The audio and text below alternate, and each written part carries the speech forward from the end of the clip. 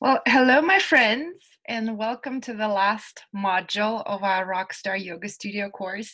And today's module is all the extra stuff.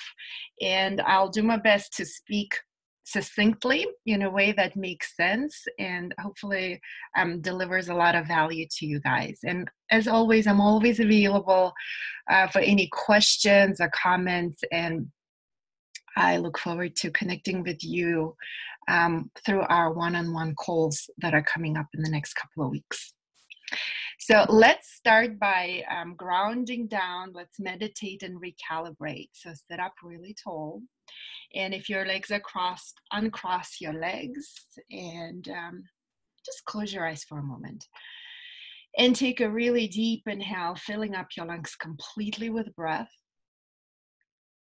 And exhale, relax your shoulders, relax your throat, your jaw.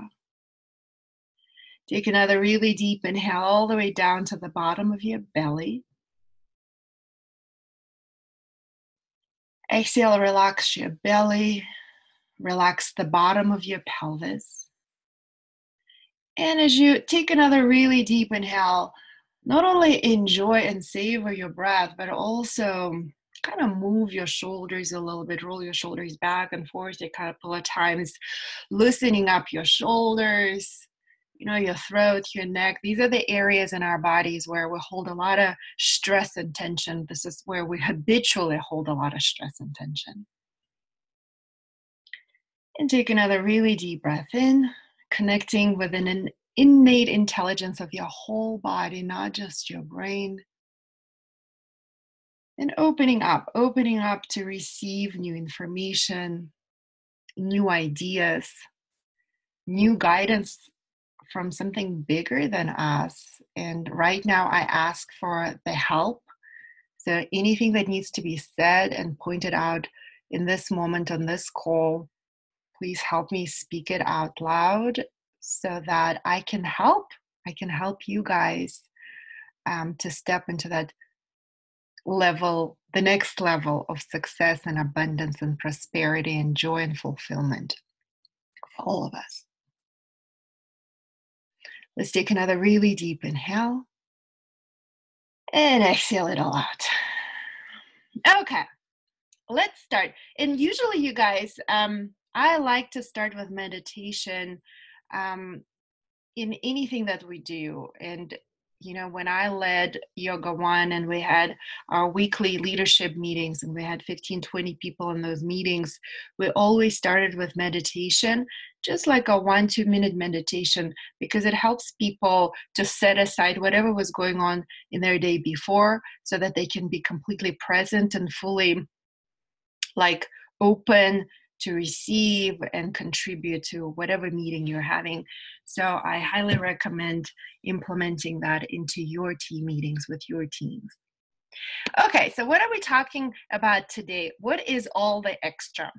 So today I'd like to talk a little bit about teacher trainings. I'll also talk about the hot topics in the yoga industry, such as employees versus independent contractors. We'll talk about the karma yogis. We call them karma yogis. Some people call them energy exchange. In other words, these are just volunteers, people who do work for your studio and receive memberships in exchange. So we'll talk a little bit about that. We'll talk about schedule, because schedule is really, really important. We'll talk about accounting tips, since I am a CPA, and I'm going to give you some tips, not in a role as a CPA because it would be accounting advice, but rather in my role as your friend. And then I will, summarize the most important things that I think are valid or something that we all need to focus in our life as leaders and business owners. Okay, so let's start with teacher training. Why teacher training? Some of you already offer teacher training. Some of you are not offering teacher trainings.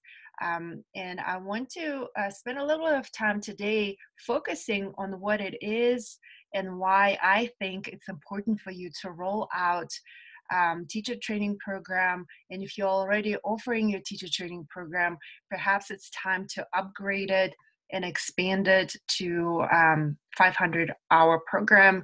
And there is a really easy way to do that if you already have registered yoga school at the 200-hour level. All you need to do is file the documents with Yoga Alliance for the 300-hour bridge. And that way you'll have the entire 500-hour program. So before I get ahead of me, because as you know, I get excited about these things and I can talk for hours and hours and hours. So what I want to talk about regarding teacher training, I always say, oh, this is one of the most important things that contributed to the success of Yoga One, to my studio, to my business. And this is another one of these. Teacher trainings was a huge part of what we did at Yoga One with Roger. And remember, we had 7 studios. We had 3 big teacher trainings, 200-hour teacher trainings a year. And Roger and I, the owners of the company, the leaders of our community, led those teacher trainings ourselves. So we took the time, and usually our teacher trainings were scheduled in such a way that it was a 10-day immersion followed up by weekends. And usually we taught the immersion part, so 10-day intensive program, and then we delegated the rest of the program to be carried out by our team. And those are our directors of teacher empowerment and transformation. We had 2 directors, 1 director and 1 assistant director. So why did we prioritize training our team or leading the teacher trainings?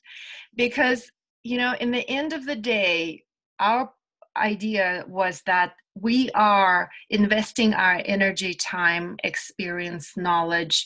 We're sharing our light with the people who will down the road become our team. And it was very important for us that these people are completely 100% aligned with our core values, with our philosophy, and with our higher purpose. Out of our teacher training, we did, I would say, 99.9% of all of our hiring. And I'm not talking just the yoga teachers. I'm talking the front desk team. I'm talking about directors of operations. I'm talking about marketing directors, HR directors, directors of teacher inspiration and empowerment, every single aspect of our company. Every single person on our team went through our teacher training. And at first it was like the teacher training first, then we were hiring from that. And at some point it became that in order to work for Yoga One, you had to complete our teacher training. Because to us, that created 100% alignment within our team. And these are the people who ultimately delivered our offering, our product, and they were the face of our company. This is why we took the time every year, and it takes a colossal amount of energy. I don't know if you guys are aware of that, to lead teacher trainings, but it is that important. Leading a teacher training will always kind of lovingly force you to grow, constantly grow as a leader, as a yoga teacher, as a healer, I don't know, like to me it was always about personal growth and transformation. And I truly believe that leading teacher trainings helped me step up in my role, in my current role right now as a success coach. And of course, the obvious, the extra revenues. Leading teacher trainings will always give you a really nice chunk of revenues. And I'll tell you, at Yoga One, that, let's say if we had 50 people in our teacher trainings and people paid between $2,000 to $3,000, every single time we led it, it was around $100,000 revenue, which is nice, right? And you multiply it 3 times a year, $300,000 a year in revenues. Additional revenues is really nice, right? And we had 7 yoga studios, so our teacher trainings were really big. And what I say is, even if you start really small, it will still bring up an additional chunk of revenues that is really always nice. But most importantly, what I think is really valuable in teacher trainings is developing your team and investing into your team. And ultimately, that's the success of your business. Okay, so my ideas in teacher training. So let me share with you what I think is important. So make it a Yoga Alliance certified program. Now, a lot of times, because the Yoga Alliance requirements are, serious now, and I don't know if you probably guys don't know this, but my husband, Roger Rippey, was on the board of directors of Yoga Alliance for a few years. And he was actually a person who worked on certification program. So he laid out all the requirements of what it took to become a Yoga Alliance certified school. Those are important. So I would say if you don't have a RYS 200 certification with Yoga Alliance, make it a priority for you to get that. And even if you don't have that RYS 200 yet, you can still offer a teacher training. Just discount it like crazy. Like at Yoga One, when I first started in 2008, right away, like 6 months down the road after I opened the studio, I ran into the problem that I didn't have enough yoga teachers. And I was teaching 5-6 classes a day, which is suicidal, honestly. So I rolled out a teacher training program. I think I charged like $499 for it. And it was over a course of several weekends. And my main priority at the time was to teach them the sequence that we were teaching at Yoga One. But as a result of that, now 10, 11 years down the road, those people from my very first teacher training program, even though it was not Yoga Alliance certified program, those people are still teaching at my yoga studios today, 11 years later. Isn't that remarkable? It's incredible. Those are the people who became like the original gangsters of Yoga One. These are the people who were, like with us throughout the entire journey. So even if you don't have the certification, I encourage you to roll out your teacher training program. And you can be very transparent about that. You can say, hey, this is not a RYS 200. Down the road, we intend to apply and get that certificate, and we'll offer you a bridge. Maybe it'll be a weekend program and you can offer it for free or a very nominal price, but we'll get you to the official Yoga Alliance certification. And right now we really need teachers. So we're offering this 3-weekend, 5-weekend training. We're looking for teachers. We're training the teachers. Come and join our training. It will be a great way for you to step into that role as a teacher of teachers. And it will also be a really great way for you to train your yoga teachers and generate additional revenues. Make it convenient and affordable. I just coached a client individually just last week, and she got her Yoga Alliance certification, and she rolled out her very first teacher training at $3,200. And to me, that's really crazy. That's crazy talk, people. For the first teacher training at $3,200, it's way too expensive. I had 10 years of experience, leading teacher trainings like pretty much every single weekend out of my life for 10 years. And we charged $2,000. I think it was at some point, like at the peak of it, we charged $2,500 early bird and then $3,000 regular. But it's Roger and me, and we have, combined over 20 years of experience leading teachers. So I'd say make it affordable. And I always say, like, make it a little bit cheaper than the competition. And most importantly, make it convenient. So this client of mine, she had her scheduled over a period of 6 months. And it was like, on the weekends and weird hours going all the way to 10 p.m. And I understand that, like, at some point you're running into like balancing your regular classes at the studio and taking up the space and time to lead the teacher training. There are many ways to incorporate your group classes that you're teaching as part of the teacher training. Maybe in some cases it makes sense to rent out like a dance studio that nobody uses, but make it convenient for people. Make it as convenient as possible. So that's why, like, I'm not saying ours was the best, but we had a 10-day immersion. We got the biggest chunk of it done, and then we spread it out over a course of several months, and it was like every other weekend or something like that. And I think it's really important for you to teach them how you want your offering to be delivered. So at Yoga One, we had set sequences. We had a set flow sequence and we had a set hot sequence.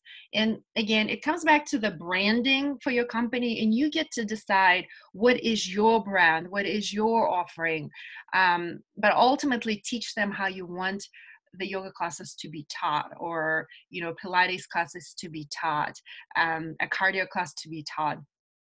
For us, again, it was always a set sequence, and it was very clear that our expectation was teach that set sequence. And then, I'll tell you, down the road, when we rolled out 200, the 500-hour program and the 300-hour bridge that connected the 200 to the 500 program, then it was more advanced teacher training. That's when we taught our people how to create intelligent sequencing. It's not just like, I come to yoga classes sometimes, it's so obvious that the teacher is pulling the stuff out of their butt, honestly, like making stuff up as they're teaching a class. And in my opinion, it's not a very powerful way to teach a class. That's why we had a very specific curriculum of how we wanted our teachers to progress. I think it takes a long time to master the basics. That's why we had the set hot sequence, the set flow sequence. The requirement was that they teach it at least for 2 years, and then they're ready to learn more new tools about intelligent sequencing, about healing work, and things like that. So that's when they really step into the 300-hour bridge to become more advanced teachers at a 500-hour level. So I guess what I'm trying to say is we've always thought out and always deliberately and mindfully cultivated every aspect of our business, including the teacher trainings and continuing education and progression of every single person on our team, yoga teachers. All right. How to price your teacher training. This is important. I always say this, and I say, over and over again, offer an incredible value. Deliver more value than is expected and more value that your competition is delivering. So it makes a no-brainer for your clients to join your teacher training, or as a matter of fact, anything that you're offering. So my suggestion is make it slightly cheaper than the competition.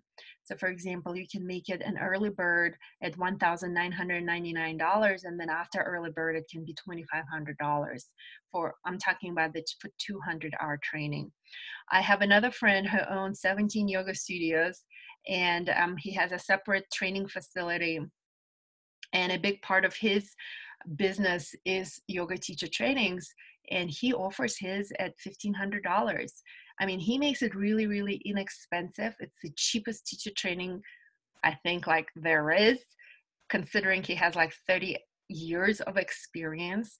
But that way he's just making great numbers, revenues, just from the sheer volume of trainees, and also having 17 yoga studios, he constantly needs new teachers. So again, I hope it makes sense for you guys that every single aspect of your business needs to be clicking in and fitting it together. Does it make sense? So anything that you do, I say, like spend the time to think it out, focus on the big picture, on your higher purpose, on your bigger strategy, how all of these moving pieces, the pricing strategy, the teacher training, the marketing, the training of your team, how all of this fits together and lines up under your big umbrella of your bigger vision, bigger strategy, higher purpose, your core values and things like that. That's why I started the course with finding your ultimate why and spending some time on your higher purpose so that you can communicate it through every aspect of your organization, and so that people can line up behind you and do it. Okay. Hey, my suggestion is throw in yearly unlimited pass for free. Just throw it in for free. It doesn't cost you anything. It's a great value add-on for your trainees. And honestly, you want them to come and practice yoga. The more they practice, the better they become at teaching yoga. And ultimately, you want to groom them to become your star teachers. And when they are your star teachers, they're generating you a lot of revenue. Even though in the beginning, they're paying you money to join your teacher trainings, ultimately, you as a business owner are going to reap a return on your investment so much bigger than what they initially invested into the teacher training. And I always say don't give stuff away for free, but this is not really free. I say give one spot for free for a winner of a social media contest. This is one thing that we've always done, and we've been really, really successful at it. So it's one thing to just roll out teacher training, like do all the background work, which is colossal work to put together a teacher training, the curriculum, to get it approved by the Yoga Alliance. All of that is incredibly important. And it is as important to market it and promote it and get people to sign up. So in order to help you to market and promote the teacher trainings, I think I talked to you about this before, you can just announce a social media contest where you say, hey, you get to win a teacher training for free, but in exchange we're going to ask you to work for it, right? So ours was like, make a short 3-minute 1-minute video, post it on all the social medias, like think out of all the prerequisites, like, you got to get 1,000 likes or this many shares and post here, here, and here, and things like that. So I think we said like the person who gets a minimum of 1,000 likes and who gets the largest amount of likes and shares gets a spot for the teacher training. And that way your potential trainees are doing all the marketing for you. And because usually I'm a really generous person, we normally, like, instead of one, we always gave away at least 3 spots for free, just because I always see how people are working and how enthusiastic they are. And I just want to reward that. Or at least you can do like 1 spot for free, and the next 2 who are really close to the winner can get it at a 50% discount or something like that. What I'm saying is, like, always provide value above and beyond, because leading a teacher training doesn't really cost you anything, right? It's like at some point you're going to lead the teacher training whether you have 5 people enrolled in it or 50 people. So plus or minus 2 or 3 doesn't make sense. I mean, doesn't make any difference. So just, if they're really blowing it out of the water and promoting the heck out of it and they're putting their hearts into it, I say just give it away for free. I mean, it's not technically free because they're working for it, Okay, so it's a win-win for all. And this is the idea of conscious capitalism. And I told you guys that I am a member of the conscious capitalism movement. I've attended many of their events. It's a movement that was originated by John Mackey, the founder of Whole Foods, and Raj Sisodia. They wrote a book, and then the whole movement of conscious capitalism grew out of it. And the idea is that in the long term, you're going to make so much more money and you're going to become so much more successful and fulfilled if the way you run your business is that everybody ends up a winner. So it's a win-win-win for all, right? For all the stakeholders of your organization. So this is how it can be done through teacher training program. So remember how I said, even though you're generating a lot of revenue through the teacher training program, ultimately that teacher training delivers an incredible ROI, return on your investment down the road in the long run. So this is how we did it. Offer an internship, meaning an opportunity for all trainees to teach community classes. From the experience, and this is why you guys pay me with the big bucks. I share with you the mistakes that I've made in the past, what I learned from those mistakes, and really quick and easy ways that help me like get to a multi-million-dollar brand. So we used to offer these community classes for free. I told you about this. I'm just going to remind you one more time. So all the trainees taught those community classes, and they were free for everybody who came. And like I said, we would get like 120 people in the room. It was a lot of energy, a lot of fun. But what we noticed is when people didn't pay anything for the class, they complained. And like all the Yelp peer reviews were like, oh, it's too crowded. Oh, it's too hot. Oh, it's not hot enough. Oh, the teacher didn't know anything. Oh, they like kept stumbling. They forgot the sequence. And I'm like, dude, you got it for free. And we communicate. These are the classes taught by teachers in training. So what we did is we made it a $5 community class. The moment people paid $5, the Yelp reviews were like, oh, it was incredible. Oh, thank you, Yoga One, for giving us an opportunity to practice yoga and making it affordable. And like all of a sudden, all the judgment turned into compassion. Oh, this teacher in training, we just wanted to be there and support them as they're learning and honing their skills as yoga teachers. It was fascinating. So what I'm saying is, make it a $5 community class. Don't make it free, because people never appreciate free. And this is also a way for you to expand your offering at a very in a way that doesn't cost you anything, and you'll generate a little bit of revenue. So what we did is our community classes were 8 a.m. weekend classes, Saturday and Sunday, and those were really attendance in those classes was really high. Now, if you executed correctly, remember that these people at first will start with $5, and at some point they'll love it so much they'll get invested with all your trainees, and your ultimate goal is to convert them to auto-pay membership. Your ultimate goal is to invite them to become a part of your community. So you can say, hey, just imagine, these are teachers in training, imagine what the real deal is. Our teachers in training are really amazing, and like our senior teachers are incredible, like so practice yoga regularly, get a monthly unlimited pass at $75 a month, and come to any classes and as many classes as you want. Just an idea, guys. I'm sharing with you what worked really well for us. So how does your ROI continue? So the way we did it as part of the internship was unpaid, and we communicated that ahead of time, and I'm going to talk about clear communication.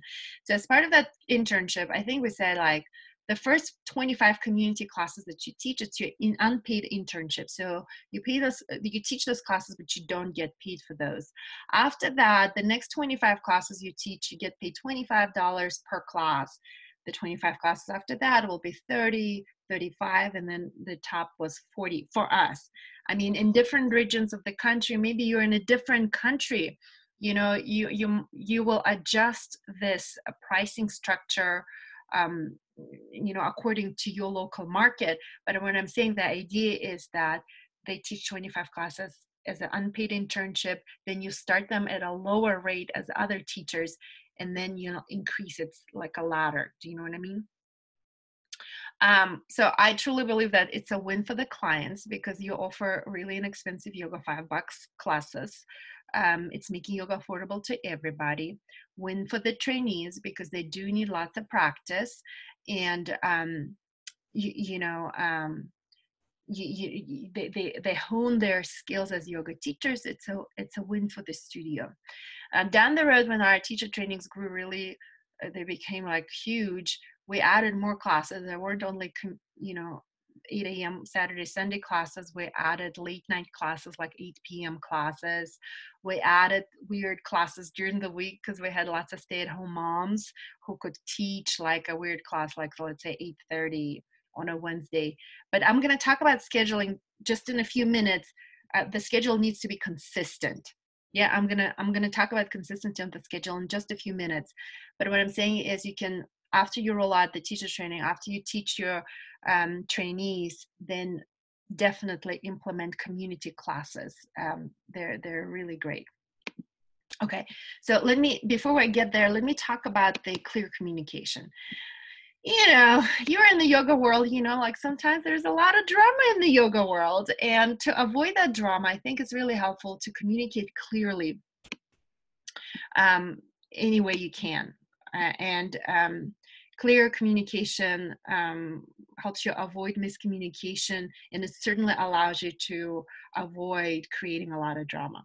So ensure you have a very clear written internship description. So in a way, you're covering your ass. So communicate it clearly. So you'll say, hey, the unpaid internship is optional. So it's a voluntary. Your trainees don't have to do it. They're welcome to do it. And if they do it, this is the description, sign it. Yeah, so this is where you just describe 25 classes in unpaid internship, then 25, then 30, and so on. Does it make sense? Have a written feedback matrix on how to assess teachers' performance. So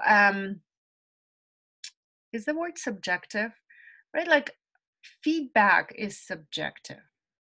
In other words, two people can attend the same class and they can walk out of that class with two completely different opinions. So I'm going to share with you after this class, I'm going to send you an email with all of this documents, but I'm going to share with you the Yoga One tip. It's like a teacher empowerment and performance or something. I forgot what it stands for. Teachers inspiration performance, or I don't remember. We call it TIP. We had a TIP program, but we developed this matrix based on our core values, and you'll see it. So it was very clear what the expectations were from our teachers, and it was very clear. We call them our TIP teachers. Remember how I said the mentorship program? I did it in the last call, and in the last module when I talked about what's next, curriculum of growth. So at some point we developed these mentor teachers that went through our 500-hour teacher training. They got paid extra to attend people's classes and provide this feedback for the Yoga One tip matrix. And it was really great because, Roger and I, and even our leadership team physically could not attend classes for 150 yoga teachers that we had on board. So at some point we were forced to, expand our mentorship program and our teachers so that many more people can go to each other's classes and provide feedback. So anyway, what I'm saying is, hey, I'm offering you all the value that I can, and ultimately your matrix will be driven by your core values. I'm just sharing it for you as an example, and you're welcome to just take my core values, take my performance assessment matrix, and just make it your own, right? So you'll see it how we assessed our teachers. I don't like to say assess. Let's call it an opportunity to give them feedback for growth, because our ultimate desire is to help them grow and evolve and support them and love them. It's very important to communicate that straight off the bat. But communicate always clearly on what you are making those determinations. Who's going to be hired as a permanent yoga teacher, who will not going to be hired, who will need to be let go. You can use that matrix based on your core values in your firing as well. We did that all the time. I feel like I have to add to that. So let's say, I'll give you an example. So one of our core values was community. And it was important for our teachers, for us, that our teachers, yoga teachers, go to each other's classes. We felt that it was incorrect for a yoga teacher to come and just teach their own class and leave, and that's it. Our expectation was that all of our employees, all of our teachers are a part of our community. And as part of our community, it's important to support each other. So the ask was that they come to at least one or two, I don't remember the specifics. It was again written down, but I think it was like attend one class a month, other teachers' class a month. And it was our clearly communicating the core values and expectations. So at some point, you probably experienced that. If not, you're lucky. But at some point, especially when you grow really rapidly, you get some yoga teachers who don't want to do anything. They don't come to the meetings. They don't make the announcements in class about different events going on. They don't come to those events, and they're kind of like satellites. So Raj and I were always like, we're not interested in the satellites. We want people on our team who are 100% committed to what we're doing. So we worked it into our employment contracts, and we said hey, this is what we're about. So if a teacher never showed, and we track that shit. In Mindbody, you can track who's coming to which classes, because this is why record keeping is important. And you can look into Mindbody and see, oh, this teacher hasn't come to anybody's class in 18 months. You know what? In that moment, firing becomes really easy. You say, look, you know that support and community is our core values, and you haven't been coming to class. It's not really supportive. So I'm sorry, but you can say it is I'm turning on the do not disturb. You are out of alignment, and this is your warning. If things don't change, we'll have to let you go. It's an opportunity to align. But anyway, it was just an example. I hope this is helpful. I'm going kind of fast because I have a lot to cover in this call, and I want to offer a lot of value to you guys. So please tap, put in the comments if I'm going too fast or I'm not making any sense. So another really important topic let me move this around so you can see it. So another really important topic, you guys, is this distinction between employee and independent contractor, and it's a really hot topic in the world of yoga. So I'm gonna talk a little bit about the accounting principle. So the distinction between an employee and independent contractor, you can Google it. There is a whole list of requirements, and it's a little bit gray. You know, it's a little bit gray. It can be interpreted one way or another when it comes to yoga teachers. Um, and the implication is that if you make your teachers your employees, first and foremost, you're going to pay employment taxes, which are high, right? Employment taxes are high. Then after, you know, once you have a certain amount of employees, certain triggers, if they're triggered, then you have to start offering your employees medical insurance and pension plan and things like that. So as an employer, your responsibilities are greater versus when you have an independent contractor relationship with your yoga teachers.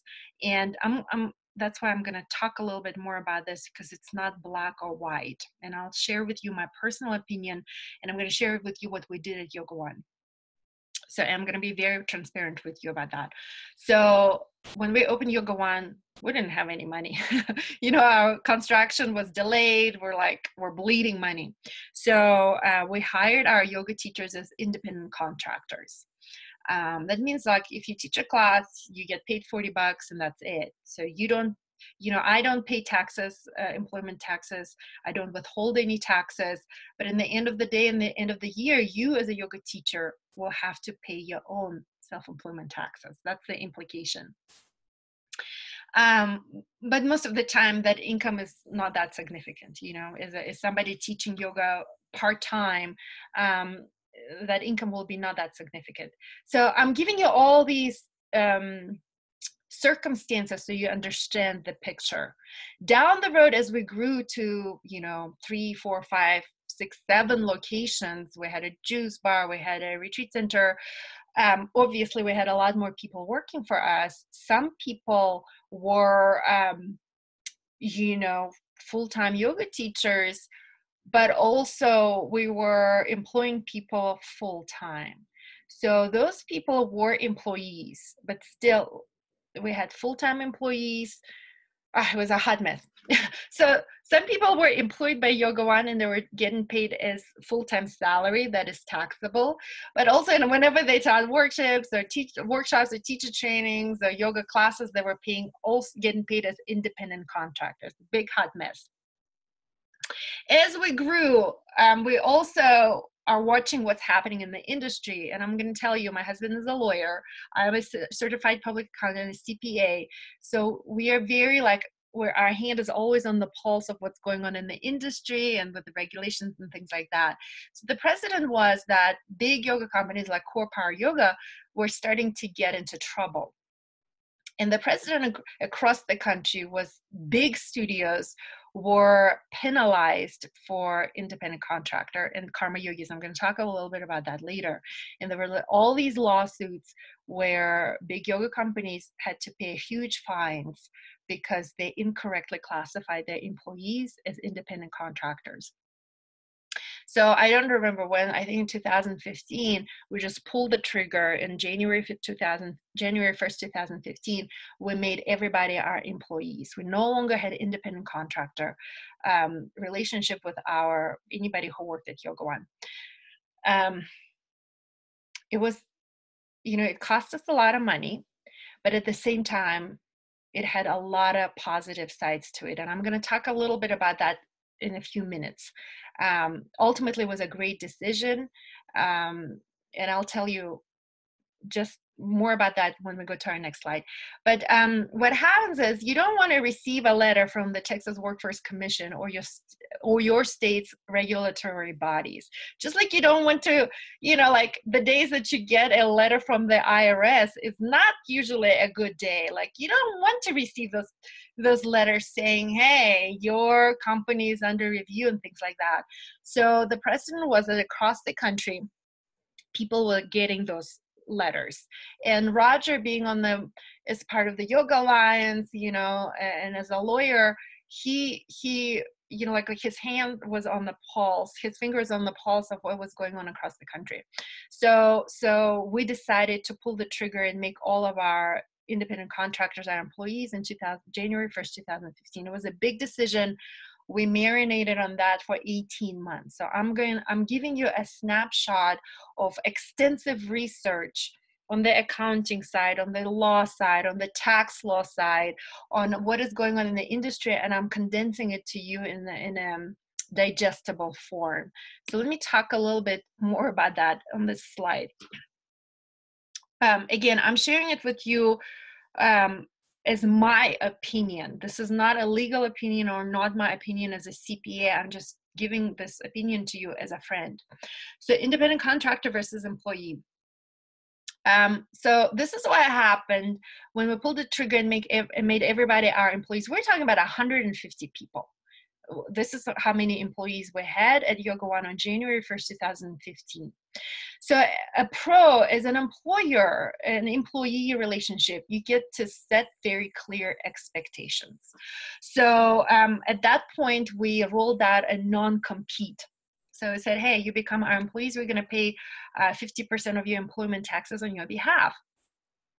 And because of that, the nature of the relationship is changing. These are our expectations. You have to, in order to work at Yoga One, you have to teach a minimum of 2 classes a week. You cannot work anywhere else. We put a non-compete. You have to arrive 15 minutes before class, stay 15 minutes after class. I think we said you have to attend all the mandatory trainings, all the mandatory meetings, and we had to pay them for their time.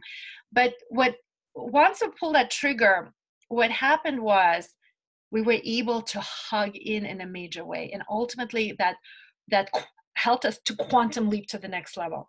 So when we said, hey, you have a choice, become an employee or not. But this is the contract, you have until this date to sign it. A lot of people who were those satellites that I talked about, they right away, they kind of quit. They resigned. And that was really great because in a way we cleaned the house. Remember how I said there will be no weeds in my garden?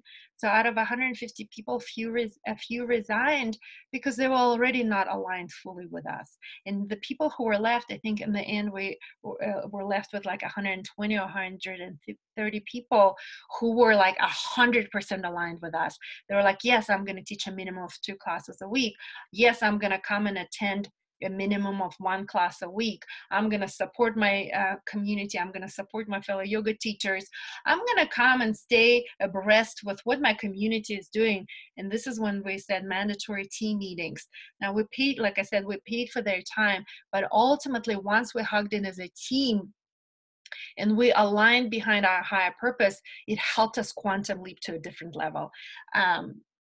And that ultimately was reflected in our revenue numbers, in our attendance numbers, in the performance of the whole company. Oh, I already talked about the non-compete. I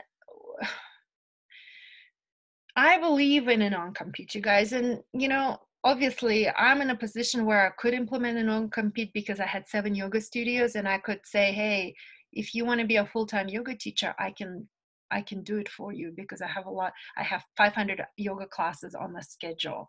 That non-compete helped us hug in. It helped us strengthen our brand. Because to me as a leader, I felt like, why would I sign up for an auto-pay membership with Yoga One when I can get my favorite yoga teacher at that yoga studio, at that yoga studio, at that yoga studio? Why would I commit to Yoga One? Do you know what I mean? So again, what I'm saying is ultimately all of these pieces fit together. And I hope you can see that. Non-compete helped me strengthen my brand. These are the teachers that I taught, I trained myself. I wanted my brand to be strong. These were the expectations. This is our core values. And so that if you want this teacher, you can only get her at Yoga One. And if you want to practice yoga in an affordable way, sign up for auto pay. Do you see how all the pieces are clicking together? They were clicking together not just by accident. It was always a mindful decision making. It came as a result of like looking down the road, anticipating what's to come, and creating a bigger strategy. I hope this makes sense, guys. A con to an employee relationship is employment taxes and higher level of responsibility. And those employment taxes are high, you guys. And then at some point we had to offer health insurance and pay for it. And that also was a pain in the butt. It added extra costs. But at the same time, the revenues were so much, the jump in the revenues once we made that shift was so much higher than the cost of extra employment taxes and the medical insurance. Okay, so independent contractors, the pro, no employment taxes. You don't pay employment taxes. The cons, the industry precedent is not in your favor. And the way, I'm not a lawyer, but my husband, who is a lawyer, is saying that, you know, the law operates in such a way, if there is a precedent in the industry, or, you know, you always say, like, based on the case on such and such versus such and such, you know, the precedent is important in the world of law, and the precedent is not in your favor, in favor of independent contractors, guys. In our industry, again, Core Power Yoga and big companies like that. And also remember that after I sold my studio to YogaWorks in 2017, I stayed with YogaWorks for another 8 or 10 months or so. So I learned how the bigger yoga company, they have 62 studios across the country, how they work and what is their decision making. And again, once you start running with the big dogs, you have to comply with the laws. You know, if you're a smaller yoga studio, I don't know if your state's regulatory bodies will go and chase you down, but you never know. That's the risk that you're taking. But if you do decide to go on the independent contractor road, the absolute minimum, you know, listen up, guys, this is important. The absolute minimum that you have to do is have them sign an independent contractor agreement. I'm going to make a note for myself, and I'm going to load it up to Dropbox for you so you can see the template, and you're welcome to use the template. Have them fill out the W-9 form. This is important. This is, if the IRS came and went after you, one of the things that they are going to look at is whether or not your independent contractors are billing you, right? If you're going to go down that road, don't pay them until they create a bill for you. And you can create like a template for them. All they need to do is drop in the numbers. You can even give them the numbers, but you have to have that documentation, the invoices from your independent contractors, in order for you to avoid paying employment taxes. Now, again, I'm giving it to you, this advice, not as a CPA, but as a friend. I'm not in my capacity as a certified public accounting when I give you this information. Covering my butt. All right, so let's talk about Karma Yogis. It's very similar, you guys. So I'll tell you about my experience with Karma Yogis. Our Karma Yogi program was incredible. It was exquisite, you guys. We had, you know, hundreds and hundreds of Karma Yogis, our volunteers. They were best friends. It was such a strong community. Well, Karma Yogis, they come to your yoga studio, they work for 2-3 hours, cleaning, mopping the floors, folding the towels and things like that. And in exchange, they got free yoga. You know, to these days, my Karma Yogis go around the world together as friends. They're in each other's weddings. You know, they do teacher trainings together. I mean, they come here to Taos. I'm right now in my retreat center in Taos, New Mexico. To these days, my Karma Yogis come and meet me in all these places around the world. They come to Taos to hang out with me. It's incredible. It was an incredible community. And I do believe that Yoga One was that successful because we had such a beautiful Karma Yogi program. So it worked for about 7 or 8 years. years. And then what happened was, again, we were looking what's happening in the industry. Core Power Yoga settled a settlement for $1.65 million to pay their volunteers. So they lost that, well, whatever, they had to pay a bunch of money, meaning that it was determined that the volunteers were taken advantage of and they should have been paid as employees. So that alone caused us to shift out of our Karma Yogi program. And we also implemented that change again on the same day that we implemented the employee relationship and took out all the independent contractors. We did that in one big switch. It was massive. It caused people to moan and groan and cry. But we were always very open about that. We talked about the precedent in the industry. We talked about the regulations in the state of Texas. We talked about what's going on in the yoga industry. But ultimately, we took that program away. We paid them a minimum wage, and we offered them a one-time giant discount on their monthly membership. So again, it's your personal choice what you want to do around your employees or independent contractors or Karma Yogis. You understand what I did as the owner of my company. I switched everybody to become an employee, and I took out my Karma Yogi program. Wasn't the popular decision, but ultimately that was a decision that protected my business. So I didn't want to be in trouble with the Texas Workforce Commission. I didn't want to be in trouble in the IRS. Ultimately, these changes helped us sell Yoga One in 2017, 2 years down the road, because we had already implemented these big changes.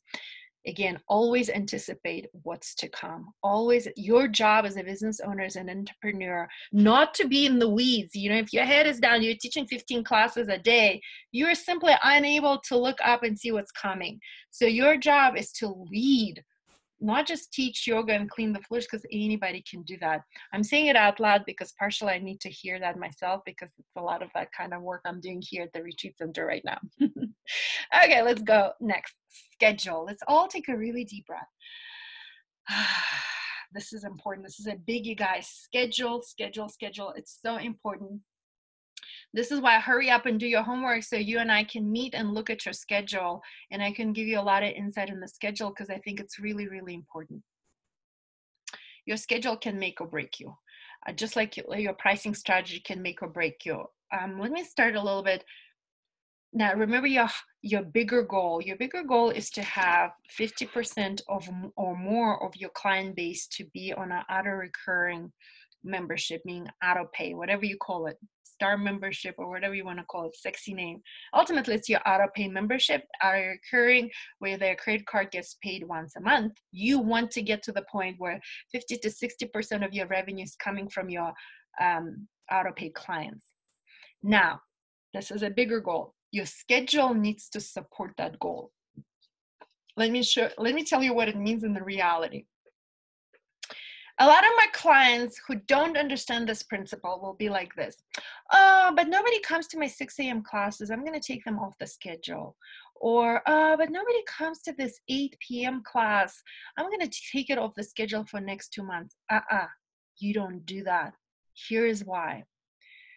If you want your clients to sign up for auto-pay membership, they need to look at the schedule and have all sorts of options. Even though they will never get their butts out of bed at 5:30 in the morning and come to your 6 a.m. class, they like to have that option. It's the optics, is the psychology of a consumer. Maybe they go to bed every single night with a hope and aspiration to get their butts out of bed when the alarm clock goes off at 5 a.m. to go to yoga at 6 a.m. and they never do it. They still want to have that option, and they need that option on the schedule in order for them to sign up for auto-pay membership. Are you hearing me? A lot of these classes will be in optics classes with an ultimate goal to get people to sign up for your auto-pay membership. Some of those classes they're playing that role on your schedule. And those are your 6 a.m.ers that have 2-3 people. Those are your 8 p.m.ers that have 2-3 people in class. And even though I understand the temptation to cancel the class, If you execute on all the other aspects of your business, if you have a sales culture, if you have those auto-pay emails set up, if your team is doing the phone calls, if you're doing your job as marketing, trust that these classes will ultimately pay off in terms of your auto-pay revenues increasing. And ultimately, once your auto-pay client base increases, those 6 a.m. classes will start filling up. That's the bottom line. Let's take a deep breath. This is important, you guys. So your schedule needs to be consistent. I'll tell you what not to do. Some people have like 6 a.m. class, 7:30 class, 8:30 class, let's say on Monday. On Tuesday, their classes are like totally different time slots, 7, 8, and 10:15. So keep your classes consistent. So you'll have 6 a.m. across the board, Monday through Friday, because nobody's going to come to 6 a.m. on the weekend. Then have like the next class, 9:30. It needs to be 9:30, Monday through Sunday. If the next class is whatever, 10 o'clock, it needs to be 10 a.m. across the board, Monday through Sunday. Do you know what I mean? Have it consistent. Again, think of your client. Ain't nobody has time to check the phone every 5 minutes to see what time the class is. Besides, like half of the time, I don't even know what day of the week is today. But if you have a consistent schedule, your clients will know, hey, that studio has a 10 a.m. every single day. So it doesn't matter if I confuse that today's Thursday and I thought it was Friday. It doesn't matter. They always have class at 10 a.m. You want to make it consistent and convenient to your clients. Yes. Another thing that I see a lot of times is people have inconsistent schedule in terms of the names of the classes. So they'd have like, I don't want to like offend anybody, but like weird names. Like not everybody's a yogi. Ultimately, you want to make yoga accessible to everybody. And make your schedule in such a way that a beginner, a person who's never come to yoga, can look at the schedule and be like, I can do that.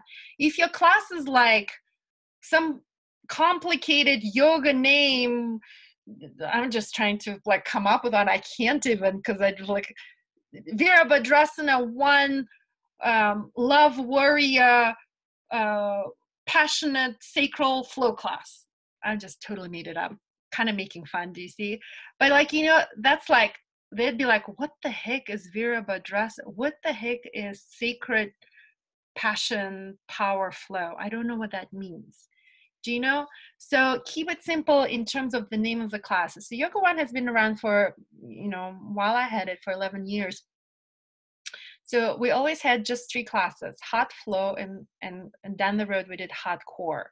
And then hot core evolved into hardcore cardio, hardcore weights, and hardcore bar. But those classes, do you see how consistent it is? Hot flow, hardcore cardio, hardcore weights, and hardcore bar. And it's very clear, very simple. And then on the website, we had the description for all the classes. That's it. And we had 500 classes a week. These are the only, 3 class options that we had. Do you know what I mean? So keep it simple in terms of the name of the classes. What I also say is do not designate a class just beginner yoga. If you put a class on the schedule that says beginner yoga, you're automatically cutting your audience at least 50%. Because let's say I'm visiting another city. Let's say I'm visiting, I don't know, Houston, Texas, and I want to practice yoga. And I go and look on the schedule, and I've been practicing yoga for 20 years or something like that. If I look on the schedule and see beginner yoga, I'll never come to that class. If your beginner yoga is at 9:30 on Saturday morning, that's really, not very smart, because that's your prime time slot, and you're sticking beginner yoga in it. You're shooting yourself in the foot. Am I making sense? So have it like, whatever, flow. And then in the description say, our flow classes are for all levels, from beginner to advanced. Or like train your team. So for us, we always said that for beginners, recommend hot, or we also had warm. At some point, we offered a new offering called warm. We say, all of our hot and warm classes are beginner friendly. As a matter of fact, we recommend that Any person brand new to yoga comes to these classes. It's a slow paced class. It's, it goes through the basics. Just start with that. But remember, we didn't call it beginner hot, or we didn't call it warm 101. All the classes were hot and warm or whatever, and they were for all levels. Open up all of your classes for all levels, make it clear for beginner to advanced. If you just make one, like that one simple change, consistency in time, consistency in simplicity in the names of the classes, and you take out your beginner classes, like beginner from the name, I guarantee you that you'll see an exponential increase in attendance and revenues just by making that small change. Again, once you do your homework, you send it to me, we schedule a call together, we can look at your schedule, and I'm happy to help you with that. Okay. Accounting tips. So I'm going to go really quickly through these. So I am a CPA. For a long time, I did my own bookkeeping. At some point, we got so big that I needed to hire an accountant. You probably have your own accountant. What I say is look at the profit and loss P&L statements every month, in addition to your KPIs. Keep an eye on your expenses. So your KPIs will not show you, your KPIs do with your revenue side and different ratios and stuff. But what your P&L will show is your expense side, which is as important, right? You want to grow your revenues and you want to keep your costs under control, or hopefully look for opportunities to reduce your expenses. With my one-on-one clients, some of the coaching that I do, I look at their P&L statements and I look for opportunities for them to reduce their expense side. Budget and forecast. I talked to you a little bit of budgeting or forecast when we talked about goal setting for attendance. It's a different word for goal setting. I'm a big proponent of that, and I set out goals for whatever it is that I do.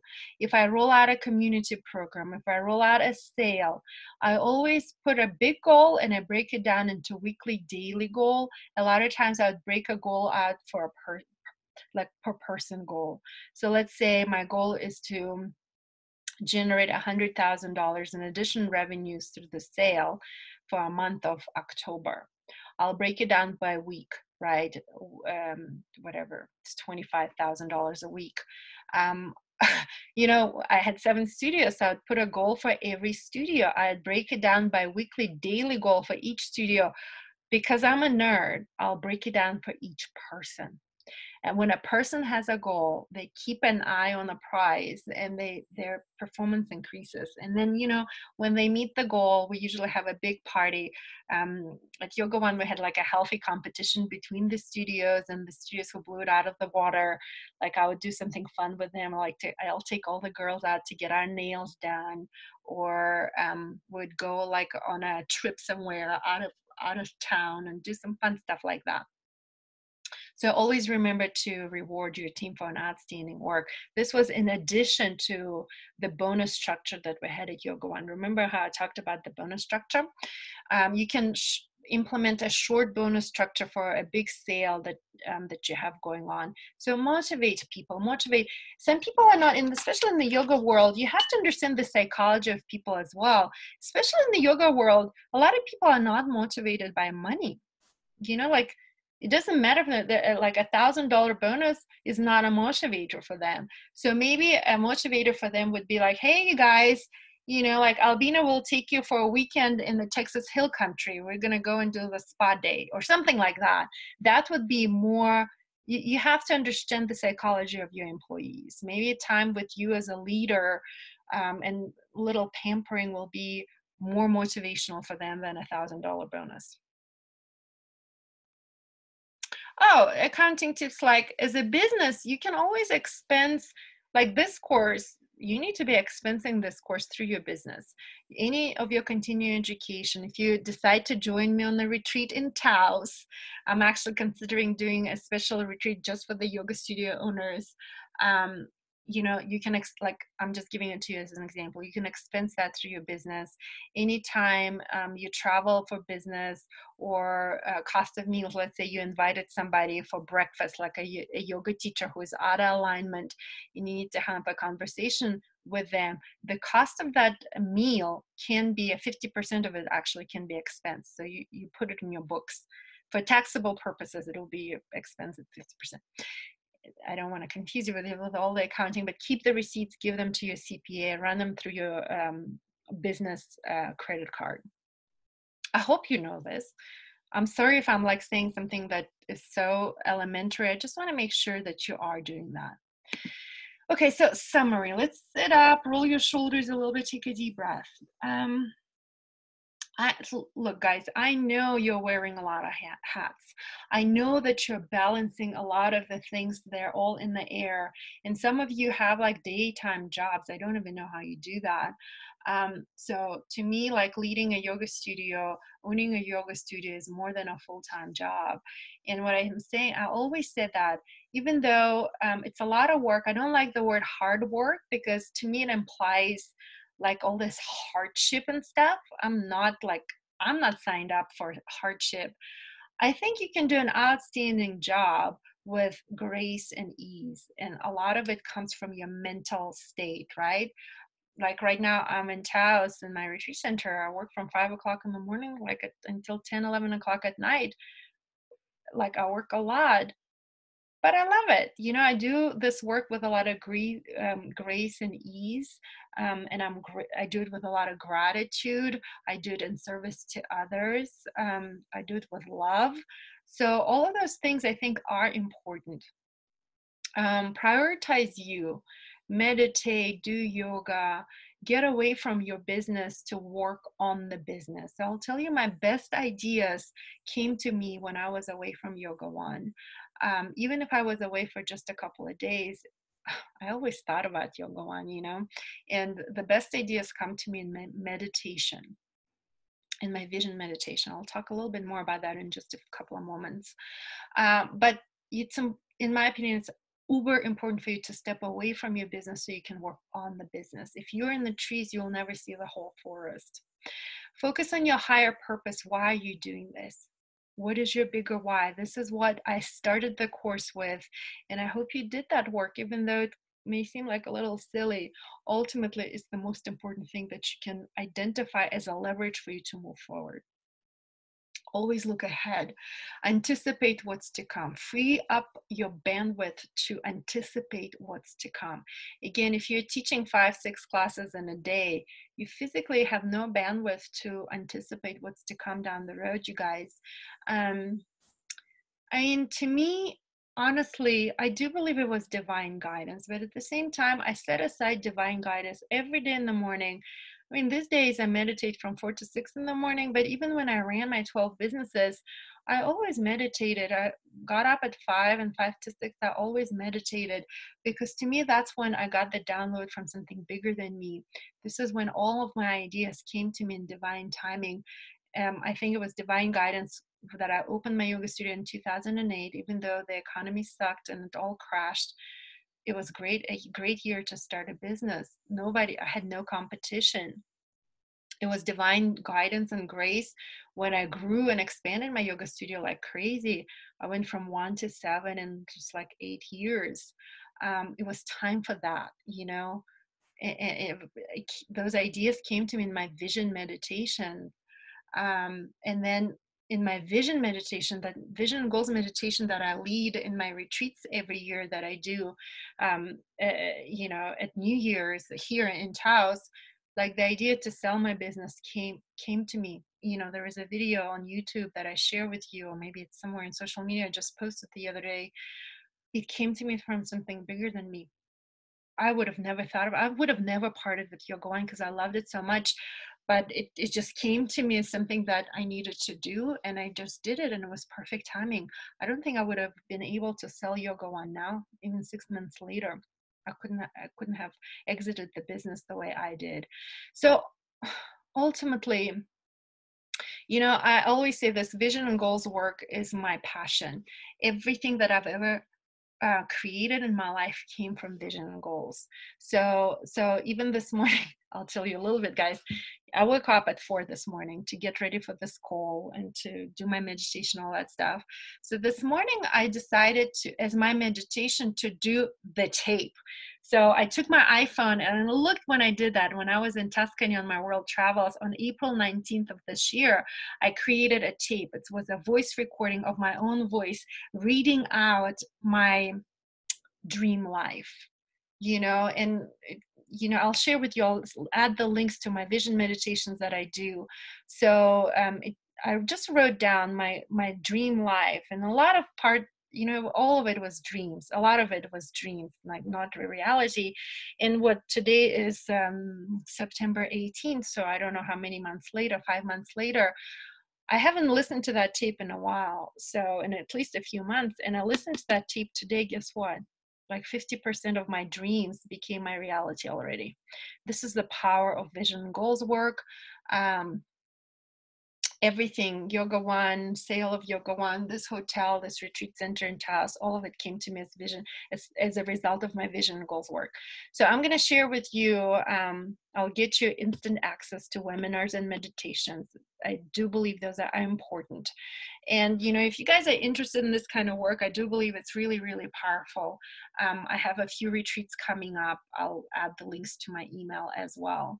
So ultimately, what I want you to see is, are you the owner of your business, or you are just the operator?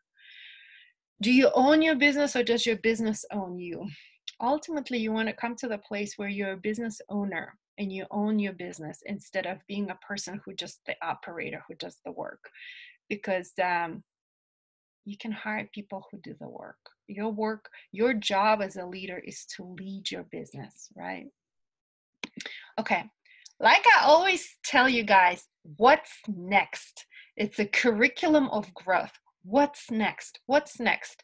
And in this course, just like in anything else, I'm going to offer you what's next. So always growing is my mantra. I'm always growing. So what I'd like for you guys to do is do your homework. Believe it or not, I see who's watching the recordings and who's not watching the recordings. I see who's clicking on all the links and who's not clicking, who's downloading the stuff and who's not. So I have my way to keep an eye on you. So what I invite you guys to do is do the work, right? Remember how I started this course by saying, if you want to succeed and if you want to quantum leap to the next level, you hired me as your coach.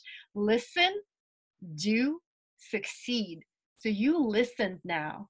You need to do. In order to succeed, you need to do the work, right? Now the ball is in your court. You need to do the work. So do your homework, work on your higher purpose, work on your KPIs, work on your pricing strategy, your marketing strategy, your schedule. Get it all together. My ask is that you don't piecemeal me and send me things in one email at a time, because I have several emails. I get lots of emails, even in this day and age, when I don't run 12 businesses. But I ask you to send it in one email. Let's schedule one-on-one call to review your homework. And it would be my honor, it would be my privilege to give you some feedback. Remember, the feedback comes from the place of love. My only intention is for you to succeed and go to that next level of abundance, prosperity, and growth. So on those one-on-one calls, I'd love to contribute in that way. And then lastly, so I'm rolling out the 2 new courses, and these are the courses for the people like you. Now this recording will stay there forever. So this is the first launch. These courses will be available online at all times. But on October 23rd, I'm rolling out a course called Yoga Studios Holiday Guide to Abundance and Prosperity. So let me talk a little bit about that. So what's going to happen right now, because our business is so seasonal, right? So November is Thanksgiving. December is Christmas. What's going to happen is people are going to travel to visit their families.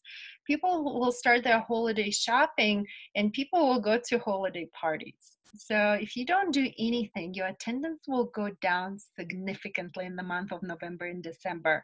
And remember, when your attendance goes down, your revenues sadly go down. So in the Yoga Studios Holiday Guide to Abundance and Prosperity, I'll share with you ways to make November is your highest performing revenue generating month out of the whole year. This is the time when it's important to roll out different holiday specials, gift certificates, how to package those gift certificates. And what I recommend in this course is how to roll out your yearly pass sale. I told you this before, and it's no secret. I'm very transparent.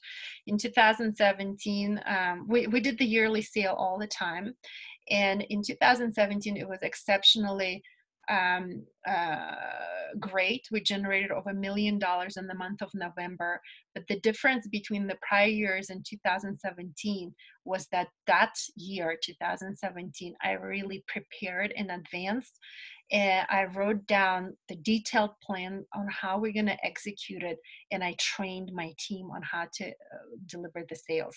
So part of that sale was, the graphics, the emails, the social media, and the most important, announcing in classes, talking in the lobby, and the phone calls. So we did lots and lots of phone calls. We generated over $1 million in sales in that month. It was great. Now, some people will never commit to yearly unlimited pass with you. So for those people, you want to offer a class pass sale. Again, execution is really, really important. How do you powerfully execute your holiday sales? I'm going to talk about that in that class. Now, if you don't do anything, let's say you generate a crap ton of money in the month of November, and then you're kind of like, oh, I'm sad. No. Well, I talked to one of my private clients, and she said that, she had a sale, yearly unlimited sale last November. To this day, she has money set aside in her bank account from that sale. So it was a cushion for her for the entire year. So that's really good. But what I also want to say, if you did nothing after that sale, it would be a mistake. Because if you did nothing, what's going to happen with that sale, a ton of your auto-pay members are going to convert to yearly sale because it's a good deal. I'll talk about how to price your yearly sale as well. So you gotta remember, always anticipate and look down the road. If you don't do nothing, you don't do anything in January, your revenues will start dropping because your auto-pay revenues are not gonna come in because those clients bought your yearly sale back in November. Are you with me? So I'm gonna talk about how to replenish that auto-pay base of clients January, February, March of the next year. There are very specific ways that you can through marketing and, what's importantly, your community events. So on November 1st, I'm going to roll out the next new class that I'm offering. It's called Unlock Your Yoga Studios Wealth, Community Fun and Inspiration. And this is a course dedicated, these are all like webinars, guys, like 90 minutes, 2-hour webinars. I hope to be done in 90 minutes, but there's just so much stuff. I'll record it and you can watch it over and over again, pause and watch it later. But Unlock Your Yoga Studios Wealth, Community Fun and Inspiration, honestly, it's about your marketing calendar. It's, again, a series of events that I'm literally like chewing it up for you, putting in your mouth. All you got to do is just eat it up. So I know what the seasonality looks like in the yoga industry. So this course is about different community events that you can put throughout the year. And I say a minimum of 2, maybe 3 community events throughout the year that will counteract your seasonality.